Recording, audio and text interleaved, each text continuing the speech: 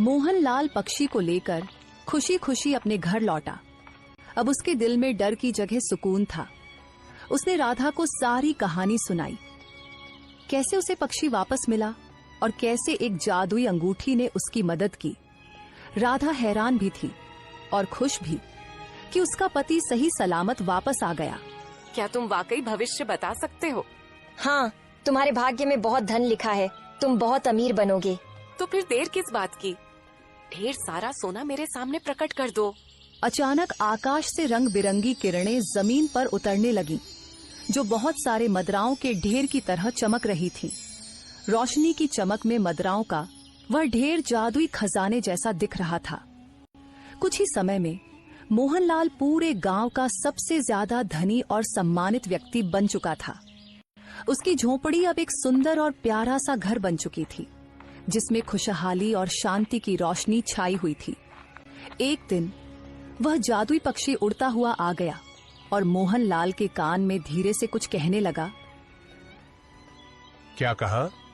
राजा भीरू किशुनगर की सीमा में अपनी पूरी फौज के साथ घुस आया है। अब समय आ गया है जमींदार को सबक सिखाने का। मोहनलाल ने गांव के एक आदमी को राज दरबार भेजा। जाओ, राजा विक्रम से कहो कि रामपुर गांव का सबसे अमीर व्यक्ति ने उन्हें निमंत्रण दिया है और ये सारे सोने के पात्र भी तोहफे में दिए हैं। सेवक राजा विक्रम के दरबार में पहुंचा और सोने के पात्रों से भरी थाली उनके सामने रख दी। रामपुर गांव के सबसे धनवान व्यक्ति मोहनलाल ने आपको और मंत्री जी को आमंत्रित किया है। इतने सारे पात्र, हमने भी कभी इतनी बड़ी भीड़ नहीं देखी। महाराज, अब तो जाकर देखना ही पड़ेगा कि आखिर ये कौन है। राजा विक्रम मंत्री जगन्नाथ को साथ लेकर मोहनलाल के आलीशान घर पहुंच गया। उसकी आंखें हैरानी से चौड़ी हो गईं। मोहनलाल कुछ ही देर बाद अपनी पत्नी राधा के साथ वहां पहुंचा। अरे, तुम तो वही किसान हो जो कुछ समय पहले मेरे पास न्याय मांगने आए थे। और उस समय आपने मुझे न्याय नहीं दिया था, मुझे सब कुछ याद है। लेकिन यह कैसे संभव हुआ? रातों रात तुम्हारे पास इतना धन कहां से आ गया? क्षमा कीजिए महाराज, यह मैं आपको चाहकर भी नहीं बता सकता। हमें यहाँ फिर बुलाया क्यों गया है? तुम्हारे पास अब इतना वैभव है कि अकेले ही 10 जमींदारों को सबक सिखा सकते हो। हाँ, मंत्री ठीक कह रहे हो। बताओ मोहनलाल, तुम्हारा मकसद क्या है? महाराज, मैं आपको एक अत्यंत महत्वपूर्ण सूचना देना चाहता हूं, परंतु उससे पहले मैं चाहता हूं कि आपने मेरे साथ जो अन्याय किया था उसकी पूरी सुनवाई करें। और हां, यह बात आपके भविष्य से जुड़ी हुई है। अगर आपने इसे नजरअंदाज किया तो कुछ ही दिनों में आपका राज्य आपके हाथ से निकल सकता है। तुम क्या चाहते हो? साफ साफ कहो।